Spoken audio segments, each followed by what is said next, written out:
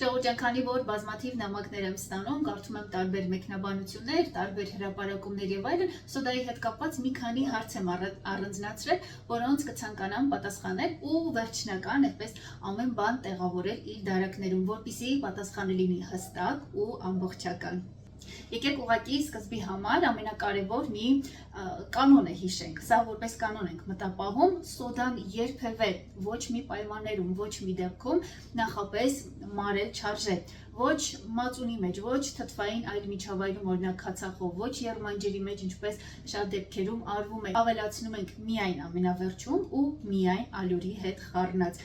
Փխրեցուցիչը նույնպես բնականաբար նախապես չենք մարում միայն ալյուրի հետ։ Այս մասին կարծում եմ բոլորս գիտենք, որովհետև սոդա օգտագործում ենք շատ հին ժամանակներից, երբ նման մոտեցում է եղել, ոչ շատ ճիշտ մոտեցում։ Իսկ փխրեցուցիչն առաջացել է համեմատաբար վերջերս, ստեղծվել է արդեն հաշվարկվել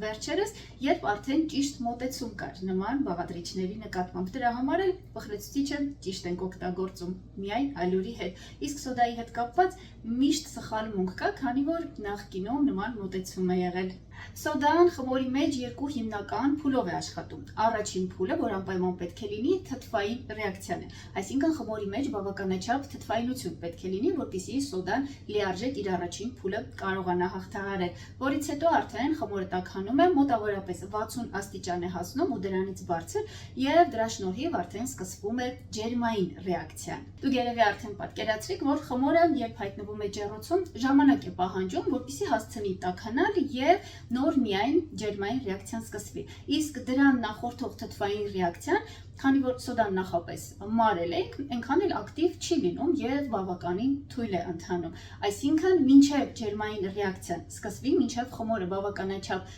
ջերմություն հավաքի, խմորը գրեթե չի փխրեցվում։ Հենց այդպես ուղղակի շատ թույլ թթվային ռեակցիայով մնում է ջեռոցում։ Իսկ դա նշանակում է, որ սոդան նախապես մարելու դեպքում սոդայի աշխատանքի լիարժեք այդ ցիկլը, լիարժեք այդ փուլերը չեն կատարվում։ Առաջին փուլը մենք բաց ենք թողնում եւ ջեռոցում լիարժեք չի փխրեցվում խմորը մինչեւ ջերմային ռեակցիան սկսվելը։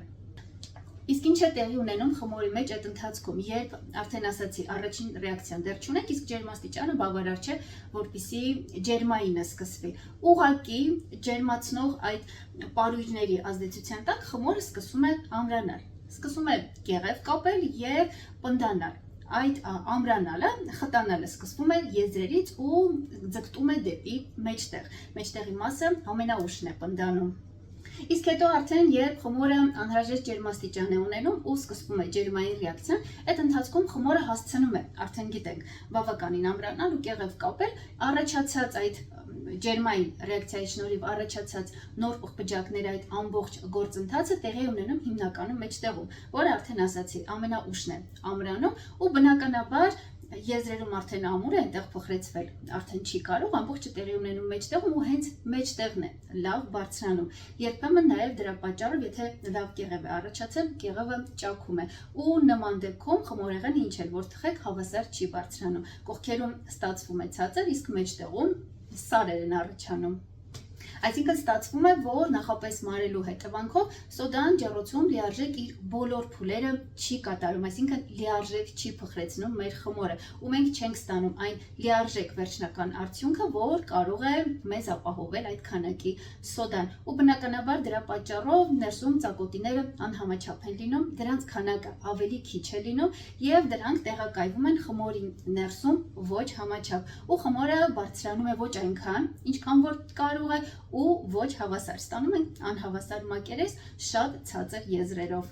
ու երբեմն նաև շատ բարձր մեջտեղի հատվածով ու նաև ճաքերով։ Հետևաբար սոդան երբեք նախապես մարել հարկավոր չէ, ավելացնում ենք միայն ալյուրի հետ ու ուղղակի խմորի մեջ ապահովում ենք անհրաժեշտ թթվային մակարդակը, մնացածն արդեն սոդան ինքը գիտի։ Երբեմն ասում են, որ նախապես մարում են նրա համար, որ սոդայի համն ու հոտը չգա, բայց իրականում ժողովուրդ ջան, սոդայի համն ու հոտը կարող է գալ միայն այն դեպքում, երբ այն լիարժեք չի մարվել խմորի մեջ եւ լիարժեք ջերմային ռեակցիայի արդյունքում չի քայքայվել։ Այսինքն, եթե սոդայի համար անհրաժեշտ պայմաններն ապահովենք, օրինակ ճիշտ քանակի թթվային միջավայր ապահովենք եւ բավականաչափ ջերմաստիճան ապահովենք, այն լիարժեք կավարտի երկու այս փուլն էլ ու ոչ համ կլինի, ոչ հոտ։ Ելնելով այս ամեն ինչից եկեք եզրակացնենք, երբեք սոդայի քանակը հենց այնպես ուղղակի շատ լինել չի կարող։ Սոդան միայն շատ կլինի այն դեպքում, եթե խմորի ծավալը փոքր է եւ թթվայնությունը քիչ է։ Եթե սոդայի համար լիարժեք պայմաններ են ապահովված, այսինքն անհրաժեշտ թթվային բալանս, թթվային մակարդակ եւ անհրաժեշտ ջերմաստիճան, այն լիարժեք կմարվի խմորի մեջ ու հետո վերջում ջերմային ռեակցիայի արդյունքում լիարժեք կքայքայվի, իսկ նման դեպքում սոդան չի կարող զգացվել, չի կարող լինել ոչ համը,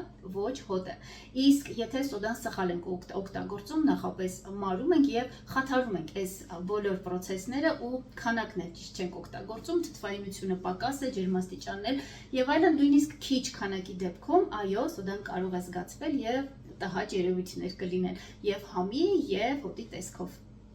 Քանի որ երբեմն հարցեր եմ ստանում նաև այն մասին, թե ինչու է որոշ խմորների մեջ ավելացվում եւ սոդա եւ փխրեցուցիչ, եկեք նաև մի փոքր դրան անդրադառնամ։ Որպեսզի հարցի պատասխանը լիարժեք լինի, հատկապես սկսնակների համար։ Մի քանի խոսք են մասին, թե սոդան ու փխրեցուցիչն իրարից ինչով են տարբերվում։ Երկու դեպքում են, եւ սոդայի եւ փխրեցուցիչի դեպքում խմորի մեջ միևնույն է, փխրեցնում է եւ խմորը բարձրացնում է հենց սոդան։ Փխրեցուցիչի կազմում նույնպես սոդա է։ Ուղղակի, եթե մաքուր սոդան մենք ավելացնում ենք միայն այն դեպքում, երբ խմորի մեջ թթվայնություն կա, փխրեցուցիչը կարող ենք ավելացնել այն խմորների մեջ նաև, որտեղ չկա թթվային միջավայր, քանի որ փխրեցուցիչն իր կազմում բացի սոդայից ունի նաև թթվային բաղադրիչ։ Սա է սոդայի եւ փխրեցուցիչի տարբերությունը, այսինքն սոդան լցնում ենք այնտեղ, որտեղ թթվայնություն կա, իսկ փխրեցուցիչն այնտեղ, որտեղ թթվայնություն չկա։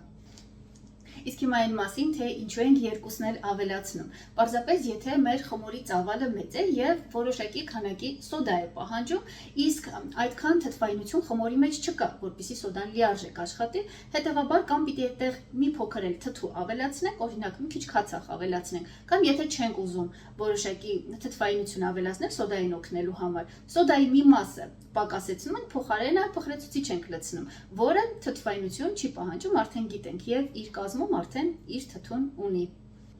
Այսինքն մենք խմորի մեջ այդպիսով ստանում ենք ճիշտ թթվահիմնային բալանս, որի շնորհիվ մեր խմորը մաքսիմալ հնարավոր մակարդակի բարձրանում է ու ներսում ճիշտ կառուցվածք է ձևավորվում։ Օրինակ, եթե խմորի ծակոտիները համաչափ չեն ու նկատում եք, որ տեղ-տեղ շատ խոշոր մի տեսակ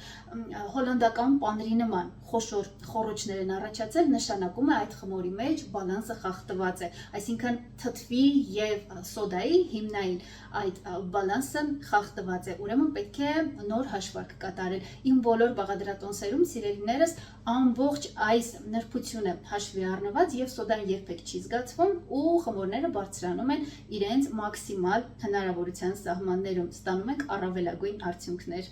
Թվում է, թե ընդամենը մի քանի խոշոր անցքեր են, դրանք մեզ չեն խանգարում, իհարկե դա միայն տեսքի համար չէ, ու այդ մի քանի խոշոր խոռոչները մեզ հաստատ չեն խանգարի, բայց ժողովուրդ, դա նշանակում է, որ խմորի մեջ բալանսը խախտված է, դա նշանակում է, որ խմորը էլի է սոդա պահանջում, իսկ դա իր հերթին նշանակում է, որ եթե ճիշտ քանակի սոդա լիներ, այդ խմորը էլ ավելի լավ կփխրեցվեր ու ավելի լավ կբարձրանար, այսինքն ձեր խմորը էլ ավելի մեծ պոտենցիալ ունի ու հնարավորություն ստացվելու էլ ավելի բարձր ու էլ ավելի լավ, որը դուք ուղղակի բաց եք թողել մի փոքր սոդայի պակասի հետևանքով։ Հետևաբար նման դեպքում ուղղակի որևէ տեղ նշում արեք, որ հաջորդ անգամ սոդան մի քիչ ավել լցնեք։ Սիրելիներս, առաջարկում եմ դիտել իմ բոլոր տեսանյութերը, թերթեք նաև հիները դիտեք, հատկապես առաջիկա օրինակ զատկական տոների համար եւ հալվակա, եւ փախլավա, եւ փոխինձ, եւ հրաշալի գաթաների տարբերակներ եւ պահքային տարբեր բաղադրատոմսեր կգտնեք ամեն բան